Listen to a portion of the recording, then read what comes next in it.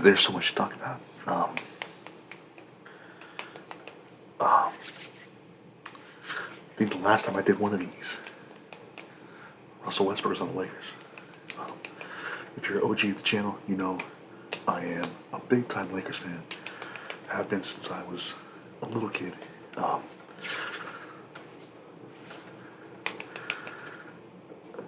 little sad right now because we're not in the playoffs. But we got Luka Doncic. How insane is that? When I first saw the trade in the news, right? I was like, oh, it's fake, right? There's no way this is real. So, and then we did some digging. You find out it's real, and you're like, this is insane. How is this happening? How is this real? Of course, it's the first thing I have to talk about. Luka Doncic on the Lakers, like, how? And somehow we still keep Dalton Connect. We keep Austin Reeves. We still even kept one of our picks. Like, I remember in like the 2010ish when we got Dwight Howard, we tried to trade for Chris Paul, and the trade got vetoed, right? So once I realized it was real, that was my second thought. I was like, yeah, this is getting vetoed. There's no way, right? Like, how did we get Chris Paul vetoed, but Luka Doncic was not? That's insane. So, and then the Mavericks win the draft lottery, and they get the #1 pick. Like, imagine if you had kept Luka Doncic, and then you now have Luka Doncic and can draft Cooper Flag. That would be insane. But they don't. So let's talk about their options, right? If you were the Mavericks, do you keep the #1 pick and you draft Cooper Flag and keep him and play him, right? And you can try to see if you can win with Kyrie, Cooper Flag, and AD. One of the big problems is Kyrie and AD are both notorious for being injured, right? So Kyrie's not even going to play the first half of the year next season. So do you end up having Cooper Flag playing by himself with AD and Kyrie injured, risk that happening, or do you try to see if you can get Giannis for him, right? Because if you're the Bucks and the Mavericks come to you and say, hey, we'll give you Cooper Flag, Derek Lively, and some more picks for Giannis, you're not saying no to that, right? You're not, even if you're just saying, hey, I'll give you Cooper Flag straight for Giannis, they're going to say no to that because Giannis. And you never know what Cooper Flag is going to be. I think we all think Cooper Flag is going to be great, right? But you never know, right? There's injuries, there's all kinds of things. I mean, look at Wemby. We all know Wemby's going to be amazing for a long time, right? But this year he didn't play most of the season because of the blood clot, right? So what if similar things happen to Cooper Flag? You never know, right? So, a lot of questions to be answered there. But I think in a perfect world, if you would have Luka Doncic and then you could also draft Cooper Flag, like that would have been insane. But it's too late for that. He's ours. You know what I'm saying? We're not giving him back. Sorry. I do think the Lakers are one really good piece away from another championship. We'll see what LeBron does. We'll see if he sticks around. We'll see if he's still as great next season as he was this season. We're 5 times catching up to him. I'm still that. But let's talk about the playoffs because that's what basketball's all about, right? All about the playoffs. We're here for the season, bro. So if you had told me that the Eastern Conference Finals was going to be the Pacers versus the Knicks, I would have said you're smoking, right? Like, can we talk about the fact that the Cavaliers and the Celtics both got bounced out of the playoffs? Like, how? I understand Jason Tatum went down, right? But they were still losing without Jason Tatum. Like, I mean, they were still losing with Jason Tatum. Like, it's crazy to me that either the Pacers or the Knicks are going to be in the finals. Like, that is huge. Over in the West, the Timberwolves, who beat my Lakers, Anthony Edwards, is a dog. Like, it's insane.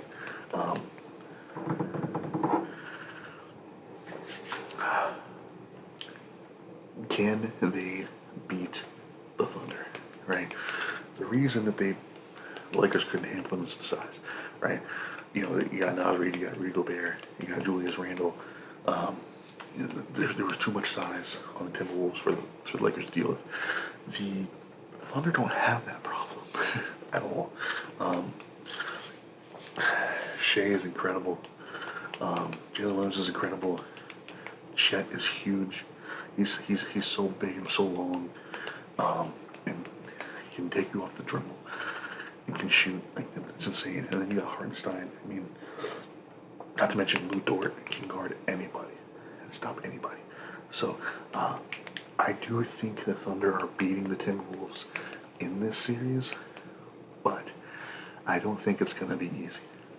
I don't think the Timberwolves are going to just roll over. I think they're going to go down with a fight. As far as the East, I do believe in Jalen Brunson. I've been a Jalen Brunson fan since he was a rookie. I remember using him in 2K as a 72 overall. Just, but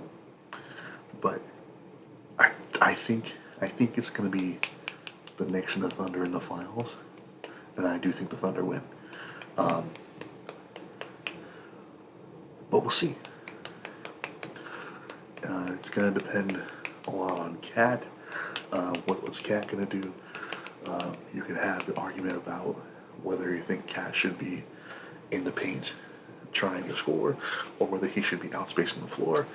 The numbers say he should be shooting threes, but my heart says he should be posting people up. But then, do you think he should be posting up Hartenstein and Chet? I don't think so, right? So he's gonna be. His rebounding is gonna matter. His shooting is gonna matter. Jalen Brunson is just clutch, but the Thunder are just so good on defense. I mean, we'll see how good Jalen Brunson is going to be when you're throwing Lou Dort at him, and you know they're so good at deflecting passes and getting lane steals and just disrupting you. And I think OG Anunoby's going to have to step up and have a couple big games. I think Cal Bridges is going to have to step up and have a couple big games because I think they're really going to smother Jalen Brunson and try to take him out of it and make the other guys beat him. Whether or not they can do that, we will see. I do think they can make life hard for Jalen Brunson, but I don't think they're going to be able to just stop him. So it's going to be interesting. As far as the Lakers' future, that's always a big topic of discussion. For me, on my channel, we have Luka, obviously, so we're going to be good for a while. But how good is the question? When we finally get up LeBron's contract, or can we get a free agent? We're paying Rui, we're paying Austin Reeves. I mean, even Gabe Vincent's making $11 million or something like that. Maxi Kleber's making $11 million or something like that. I mean, it's insane. And we're gonna be in cap hell, but can we make some trades, right?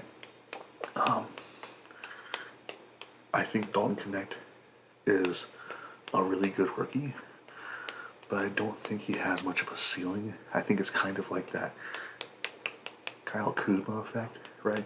Where when we had Kuzma, Ingram, and Lonzo, everybody's like, oh, Kuzma is just maybe the best one, right? But that was the product of him spending 4 years in college. When you spend 4 years in college, you come into the NBA a complete player. And when you have 22-year-olds who spent 4 years in college playing 19-year-old one and dones, it's gonna look like maybe these 4-year, 22-year-olds are better players, and they're gonna be better. But it's because they are already complete. They're already adults. They've already made the mistakes and learned from them, right? When we traded for AD, we sent them Brandon Ingram, we sent them Lonzo Ball, and we said, no, we're keeping Kyle Kuzma, which was, I think Dalton Connect kind of falls into that category. Not that he's not good, not that he's not going to be good. I'd never prey on the downfall of anybody. I do think he's a good player, right? But I don't think he's going to get way better than he already is. I think he's already kind of what he's going to be. I mean, he'll grow a little bit from now until he's like 28, 29. You know, obviously he's not in his full-on prime, but I don't think his ceiling is much higher than it is right now. So I think maybe you try to mortgage him with that 2029 first-round pick. Maybe a few seconds. You know, see what you can get. You never know. There are some things out there that are for sale. So, but I do think the Lakers absolutely need a big man. You know, we had that trade from Mark Williams, but he didn't pass his physical. I think that would have been a perfect fit, especially with the timeline of Luka. You know, to have Luka, Austin Reeves, and Mark Williams kind of all on the same timeline as a big three, with LeBron still in the goal in like, you know, his later years, would have been great. But, you know, again, he didn't pass his physical, so what are you gonna do about that? You know, maybe we have the same kind of concept with like a Jalen Duren or a Daniel Gafford or somebody like that who would match the same kind of fit. But yeah, I mean, I think I'm gonna end the video there. That's enough for now. So yeah, peace.